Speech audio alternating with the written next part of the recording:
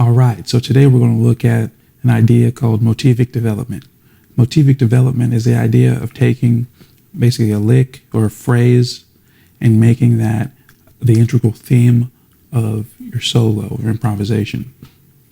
Now, the motif that you use is typically made spontaneously through your improvisation, or it can also be something that's already in your vocabulary. It's something that you've worked on prior.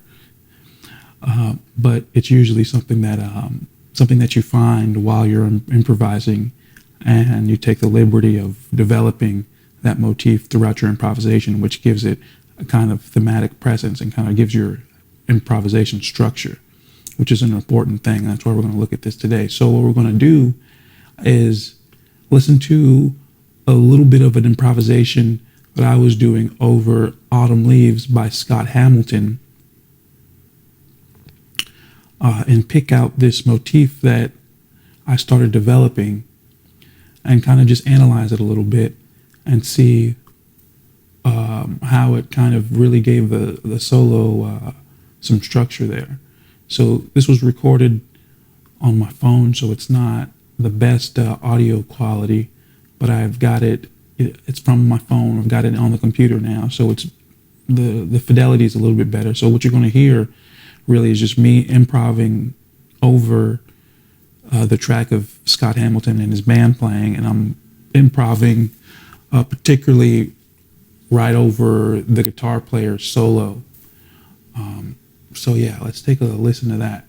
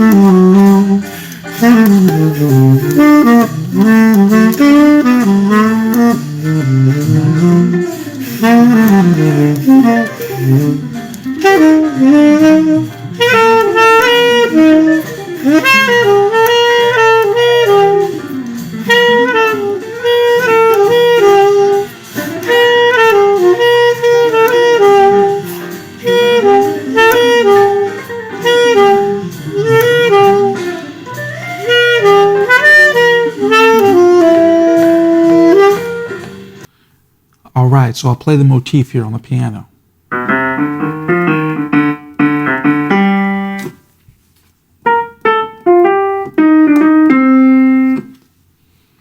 All right, now if we can hear that why this sounds so good is that there's kind of a consonance here, but we're going to kind of deconstruct it and see what's really going on. There's something that's really melodic about it, something that's really jazzy about it, and something that's really cohesive about it, right? So if we look at the first lick,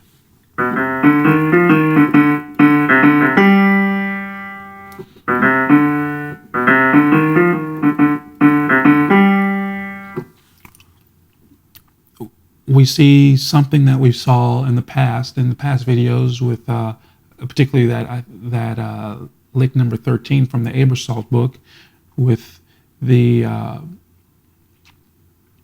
sharp note, or you could say a flat, a sharp or flat note preceding an arpeggio or just your main line, right? So it's kind of like a grace note. So that's what the lick starts on. So it goes from the D flat to a D.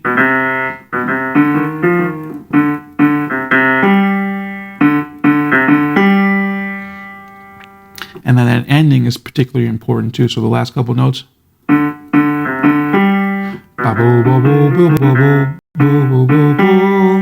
So from this D flat going up to the D, that grace note, then it just really goes up the scale up to an A.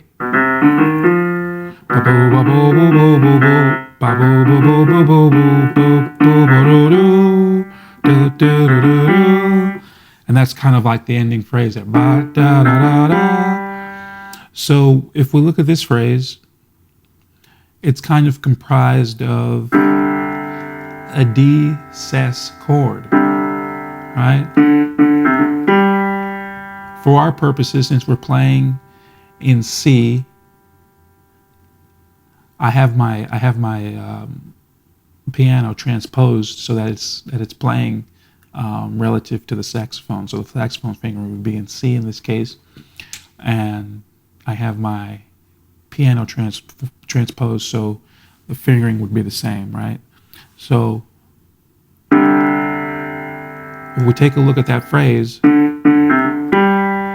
it's kind of it's like a D sus chord, or we can say a D minor. Since we're in the key of C, we know that the second chord is a minor chord. The second chord is D, and it's D minor, right? But we're not playing the third, we're playing the second, that E. It still has a minorish kind of tone anyway, right?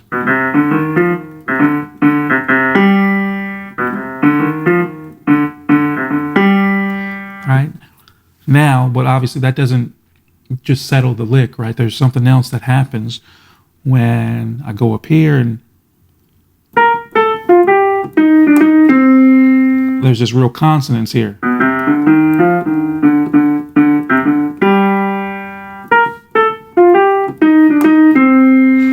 Now there's like a great kind of call and response there, right? Ba da da da da da da da da da da. Ba da da da da da da. So what's going on here is I'm really just going and taking this lick that's centered around this, you could say D minor or D sus. For our purposes here, again, we're going to call it a D minor. I'm taking that and I'm really just taking it up a minor third, up to an F major. So from, okay. So, and this is particularly why, you'll hear in jazz all the time in jazz education, to practice things in minor thirds. And this is particularly why, because if you hear a phrase like this, that can be such an integral part of an improvisation, or a melodic line or a very lyrical line, playing it in minor thirds is going to be a way to really vocalize it really well and make it very memorable, right? And in a way you can kind of extend that lick, not just into just a one phrase or one measure, but to make it a motif, a vocal motif that's played all throughout your improvisation. So again,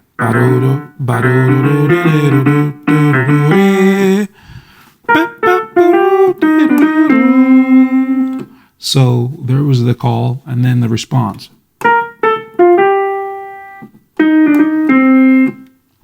Now, again, so why does that work so well? There's a couple things. So again, with the what's going on down here is kind of a typical jazz line. Again, it has that grace note that starts out and it basically goes up the scale. There's nothing really fancy about it. It just it has a good swing to it, and the ending in particular makes it kind of memorable. Ba, ba, ba, da, da, right? And that kind of, again, outlines a little bit of a chord, because here, if you look, we have that D minor, D sus. We also have going from the D, from the 1 to the 5. So that's a strong interval, that 1 to 5 interval. Ba, ba, ba, da, da. So you have that 1 going to the 5. And now up here, if we're going to look at this as an F, right? So if we're going to look at this as going up a major, or a minor third, then that C that we start this phrase on is the 5 of the minor third, which is F major. So D minor to F major is a minor third.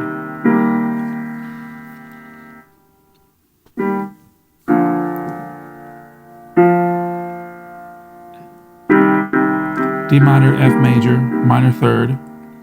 The note that we ended on the first lick was A, which is the 5th of D, right? So now what we're doing is going up a minor third, but starting on the 5th of that minor third, which is F, and starting on C, and then ending back on that D there. So that's also where it gets its consonants. But if we go through this lick again and just see, okay, why is it such a good response? Well, aside from just going up a minor third and then starting on the 5, right? So instead of just that theoretically and kind of harmonically sounds good. But there's also an element here that takes place that's a typical jazz motif to use within a lick, which is an enclosure. So I'm going, so I'm actually enclosing. If you look closely, I'm really enclosing that A note, because an enclosure is when you play above and below a target note. So a typical jazz or a typical chromatic enclosure, for example, would be if I played B and then I played A flat as a way to get to A. So instead of just playing A, I would go, right? But you can see that I'm doing that here, but I'm doing it in a diatonic fashion, right? So I'm not doing it, I'm doing it with the actual, just with the notes that are in the major scale. So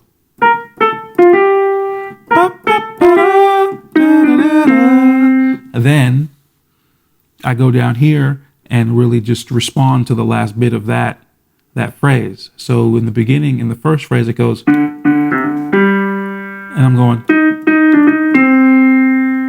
you see, so again, taking this phrase, moving it up a minor third and going,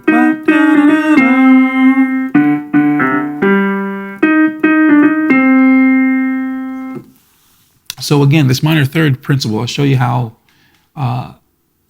well it plays a part. So if I was just playing, let's say we can just play anything in minor thirds, and it's typically going to sound good, right? So play in minor thirds outside of a jazz context. So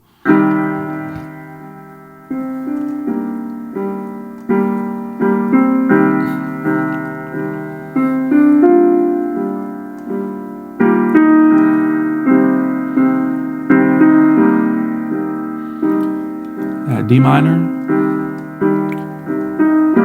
F,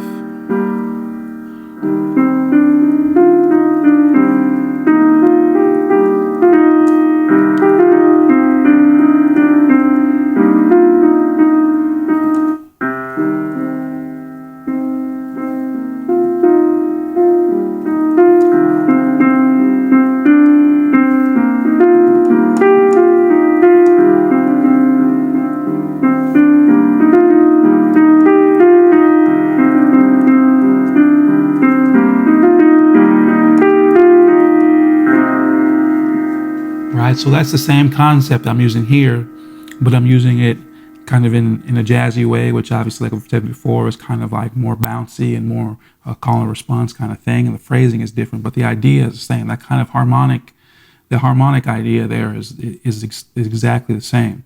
So I'm taking something like this,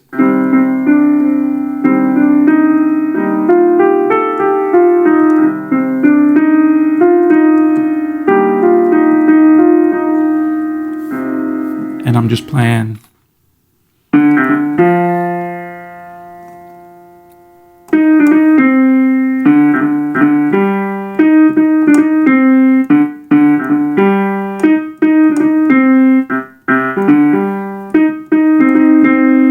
I'm just messing around with it there, but you can see that you can see the kind of harmonic continuity here, right? So I'll play the licks again in full.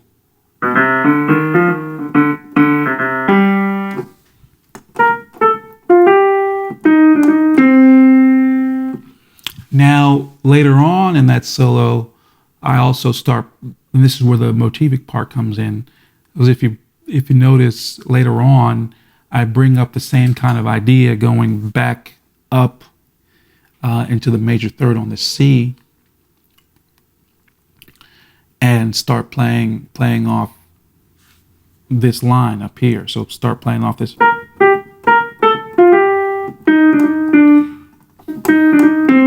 I start playing off that by going.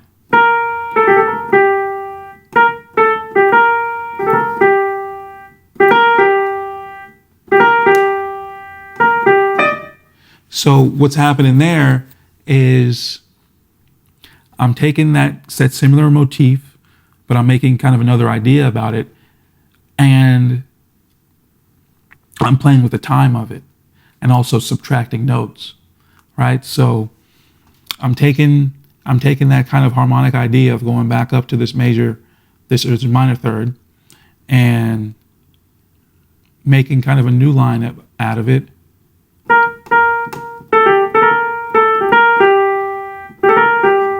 You see, kind of copying the rhythm, but only now just using C, B, and A. And then starting to take notes away from it, from the lick, and then also starting to stall the lick.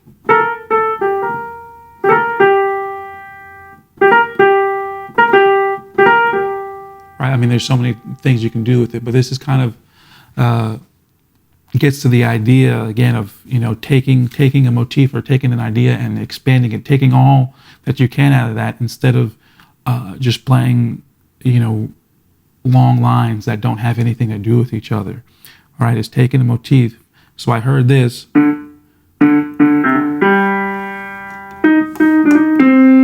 I said, wow, that's really cool. And throughout my improv, I started thinking to myself, okay, let me try to keep that theme in there. So later on, I brought it back. I mean, it's just maybe, I don't know, it could be like maybe 12 measures later or so, I started.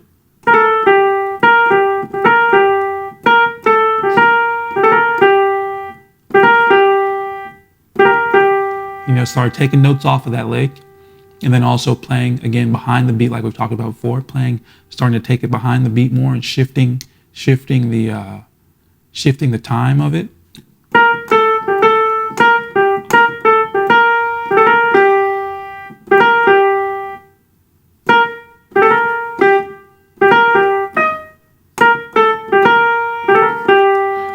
Now, I'm not playing it verbatim because that's not really the idea. I'm just trying to show you the kind of thinking that I had about it, right? And I remember I also went down to, so I go up to the E at one point.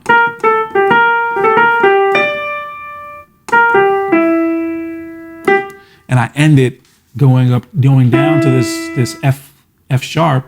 And you ask, well, why did I do that? Well, to kind of put some tension on it. So in jazz, especially, this is another thing that's done quite often, is taking a lick like that, that's kind of a motif, and then playing with the time of it. So we're doing, this is why I wanted to bring this about, because there's kind of a plethora of stylistic things that are going on here that are very, very well within the kind of jazz idiom and the kind of way of thinking and the kind of mechanisms or utilities and tools that we use to get to that classic jazz kind of improvisational sound. So one is just having that motivic development, then taking that motif, playing it in major or minor thirds. It could be major thirds as well, but in this case it's minor thirds.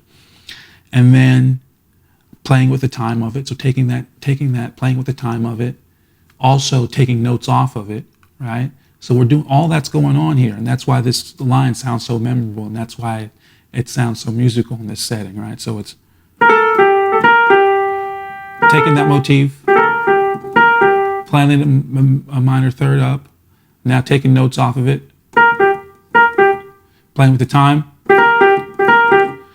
then trying to find an ending for it. An ending that has some dissonance and some tension, right? Because that's also something else that happens in jazz, right? So there's about 4 or 5 things that are going on there that are so reflective of the kind of thinking and mentality of a jazz improviser, right? Those are the kinds of things that you want to do, and you always want to find places in your solo to do these kinds of things, to have, you know, where you're doing your chromatic grace notes,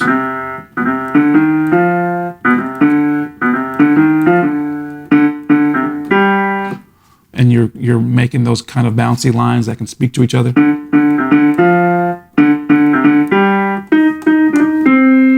So that's 2 things right there. Then it's like I'm saying, bringing it up a minor third, playing with the time,